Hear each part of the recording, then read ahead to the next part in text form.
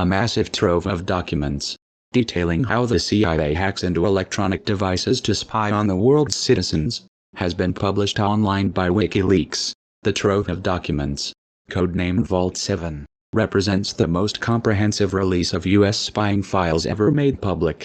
According to WikiLeaks founder Julian Assange, there are 8,761 documents in total, far more pages than the Edward Snowden files that exposed the vast hacking power of the NSA and other agencies in 2013. Assange claims this trove is just the first in a series of Year Zero leaks. Here's what you need to know about Vault 7. What is Vault 7?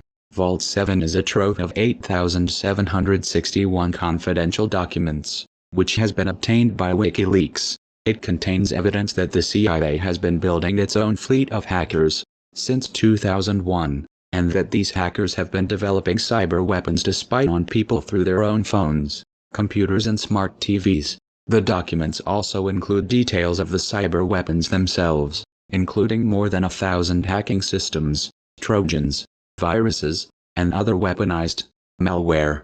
This amounts to more than several hundred million lines of code, giving the possessor of Vault 7 the entire hacking capacity of the CIA. According to WikiLeaks, where do the documents come from? The documents were obtained from an isolated, high-security network situated inside the CIA's Center for Cyber Intelligence in Langley, Virginia. The archive appears to have been circulated among former U.S. government hackers and contractors, one of whom has provided WikiLeaks with portions of the archive. WikiLeaks has not revealed the identity of its source. What has been published? Once a single cyber weapon is loose, it can spread around the world in seconds, to be used by rival states, cyber mafia and teenage hackers alike. As a result, WikiLeaks has refrained from publishing the code for the armed cyber weapons themselves, until a consensus is reached on how these weapons should be analyzed, disarmed and published. WikiLeaks has also anonymized some identifying information, including the names, email addresses and IP addresses of tens of thousands of CIA targets in attack machines throughout Latin America, Europe and the United States. What time period is covered? The documents were all created between 2013 and 2016.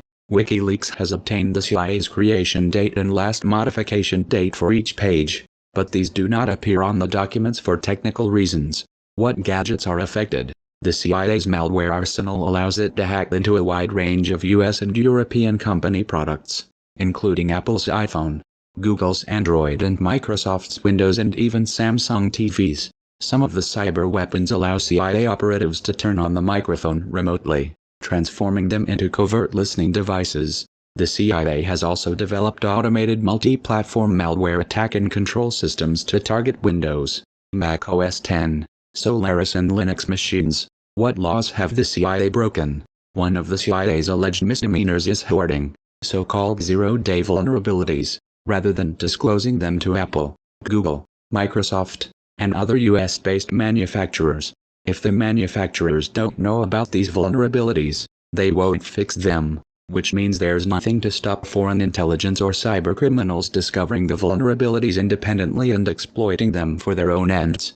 In the wake of Edward Snowden's leaks about the NSA, the Obama administration committed to the Vulnerabilities Equities process, which states that all vulnerabilities discovered after 2010 must be disclosed. Year Zero documents show that the CIA breached the Obama administration's commitments, placing huge swaths of the U.S. population and critical infrastructure at risk.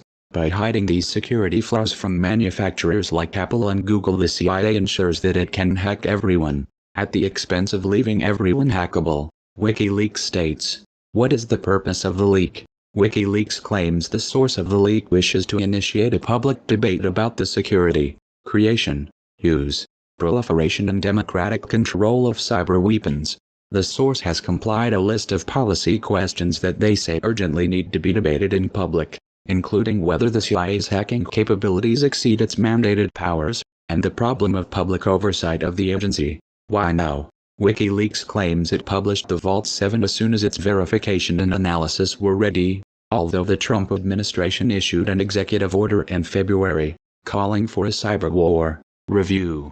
WikiLeaks claims this did not play a role in setting the publication date.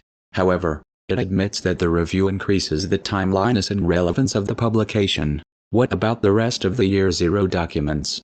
WikiLeaks has not said when it plans to publish the rest of the Year Zero documents. However, WikiLeaks describes Vault 7 as the first full part of the series, suggesting there are several more installments to come.